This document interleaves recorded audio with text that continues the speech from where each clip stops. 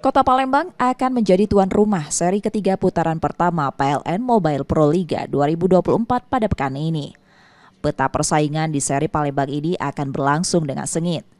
Pasalnya, tim yang ada di peringkat atas seperti Stinbin, Lavani, Pertamina Pertamax, dan Bank Sumsel Bubble di kategori putra, serta Pertamina Enduro, BJB Tandamata, Posivo Polwan, dan Elektrik PLN di kategori putri sudah saling mengalahkan.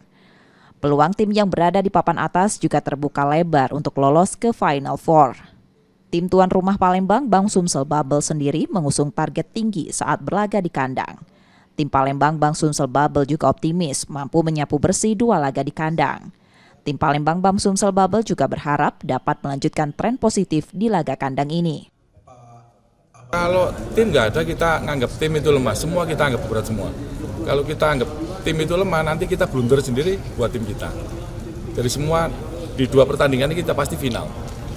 Yang penting bagi saya adalah teman-teman nikmatilah permainan ini dan jangan ada tekanan-tekanan, ya kita enjoy gitu ya, bermain lepas gitu ya.